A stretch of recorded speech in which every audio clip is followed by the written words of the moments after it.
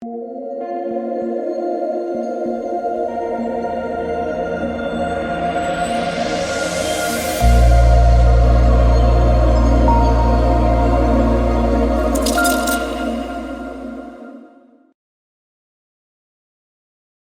we are back. We got a 2-game slate here on Friday. We're going to be breaking down some preseason NBA. Welcome, guys. My name is DK.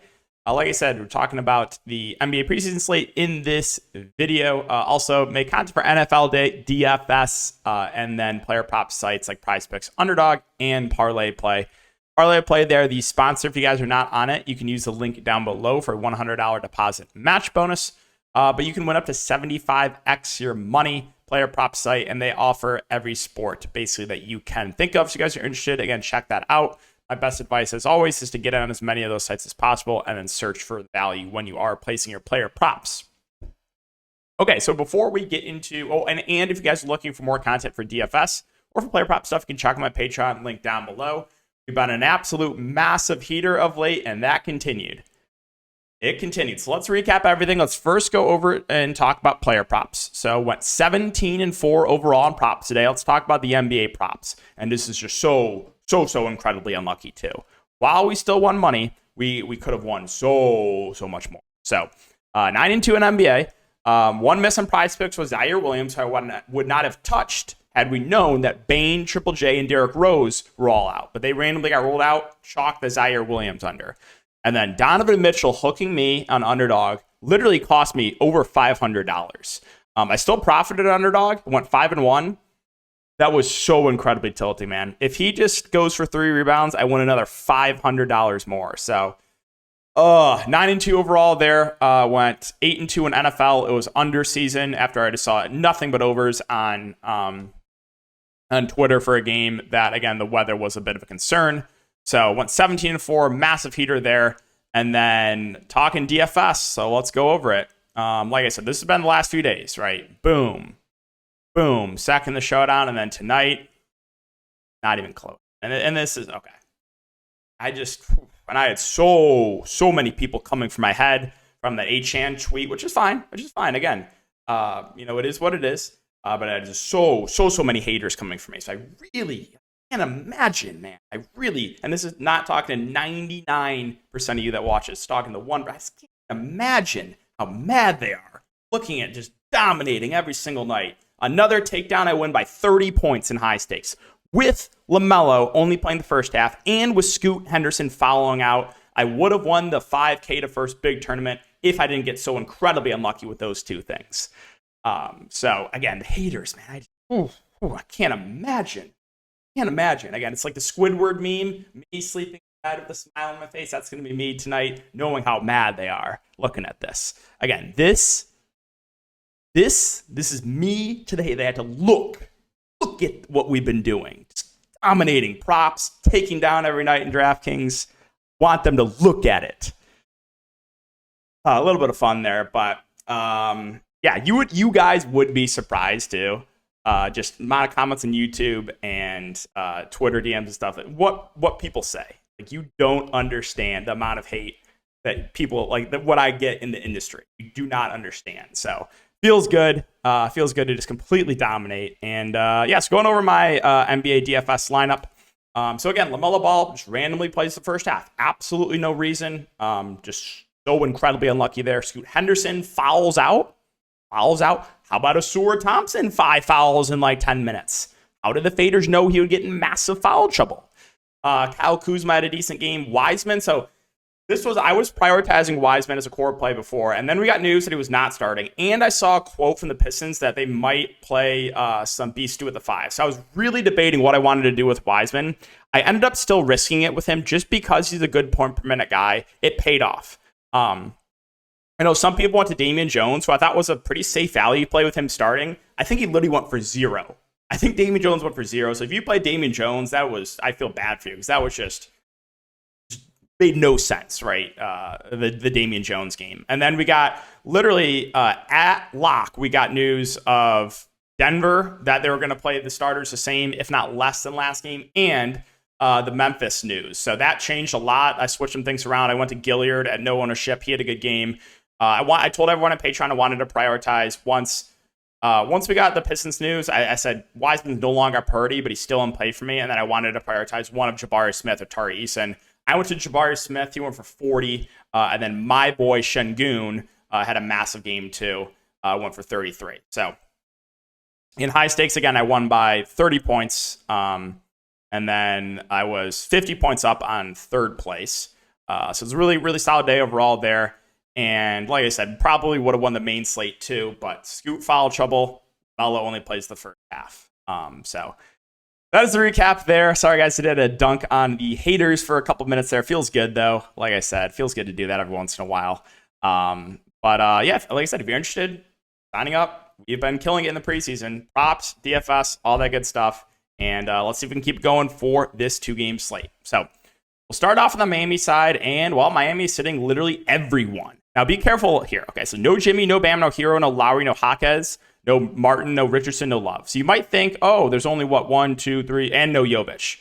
1, 2, 3, 4, 5, 6, 7, 8. You might think, oh, Miami's only have 8 guys. Be careful. There's 4 guys that are not listed in the player pool.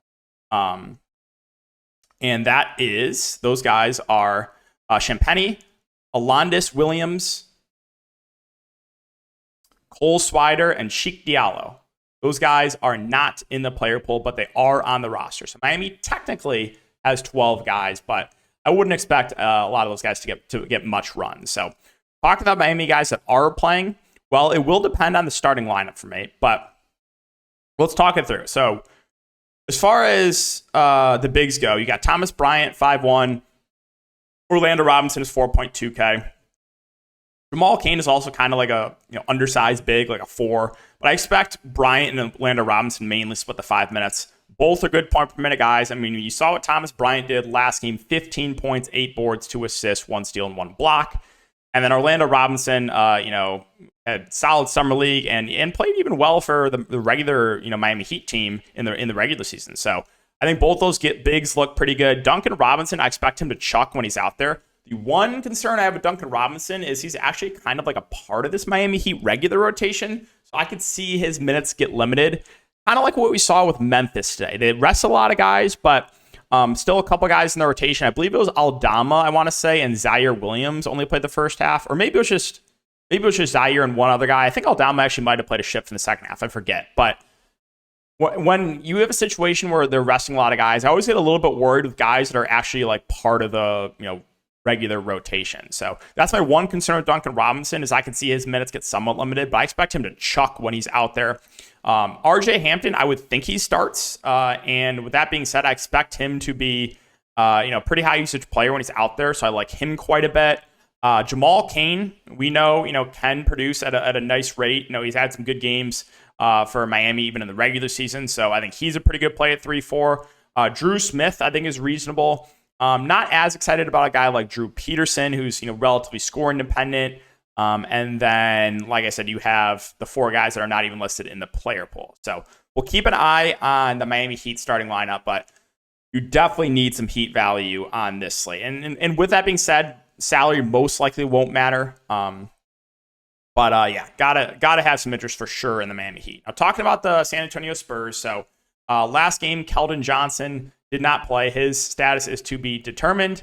No Devontae Graham in this game. And then Jeremy Sohan is back. So as far as starting lineups go, it depends on Keldon. If Keldon's out, I think they just go with Trey Jones, Vassell, Sohan, Wembayama, and Zach Collins would be my guess. Victor Wembanyama, he had a really good game in only 20 minutes, or in 19 minutes. 20 points, 5 boards, 2 steals, 1 block. Again, he's just that insane, freaky, athletic guy that can just do everything, block shots, get steals. So, yeah, Wembanyama, in my opinion, stands out as one of the best spend-ups in the slate. I really like him.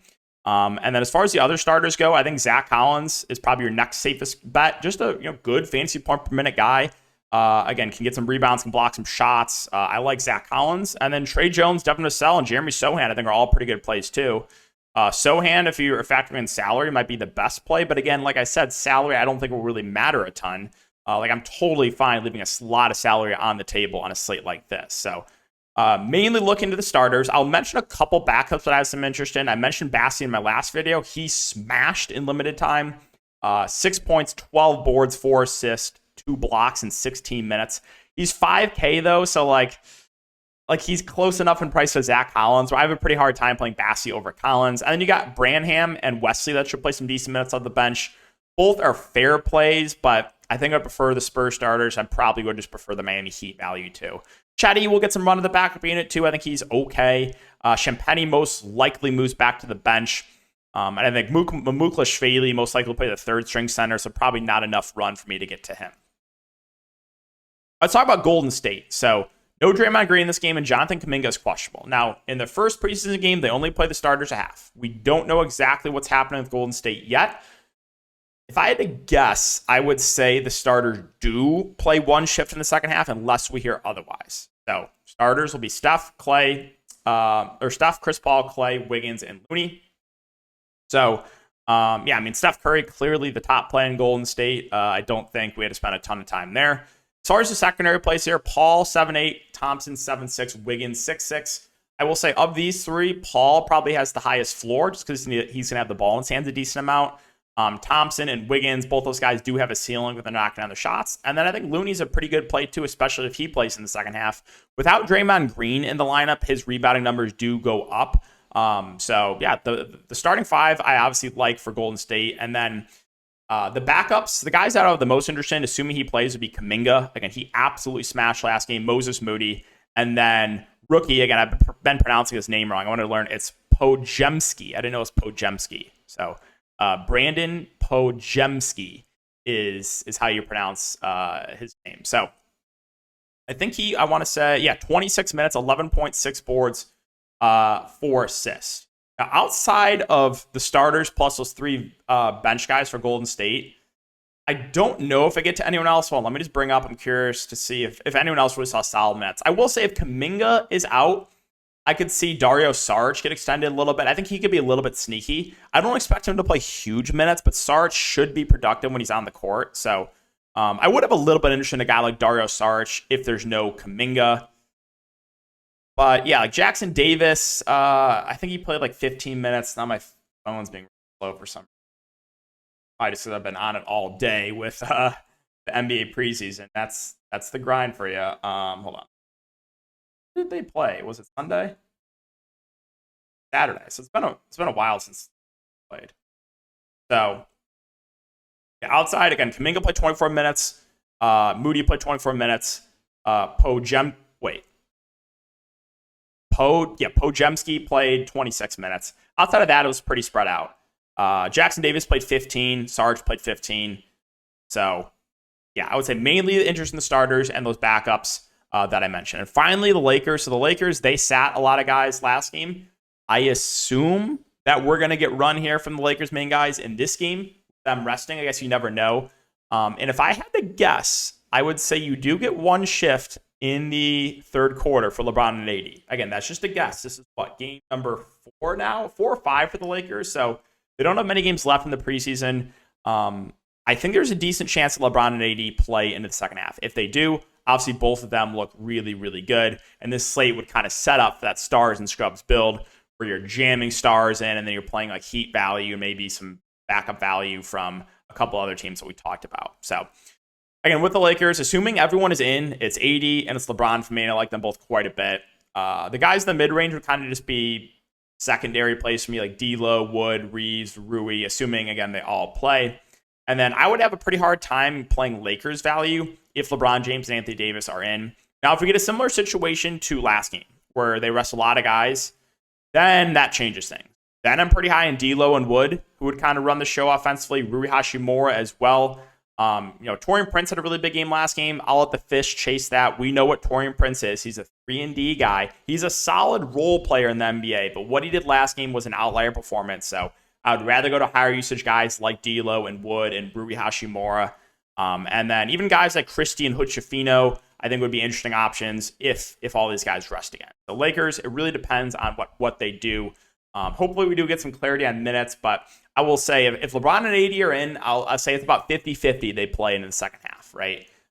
So yeah, I think that's everything I wanted to talk about in this video. I know it's a shorter one, only 2 games, but so that'll do it, guys. Thanks again for watching. As always, really do appreciate the support. If you do enjoy, make sure to like, subscribe, and hit the notification bell, and we'll see you guys all in the next one.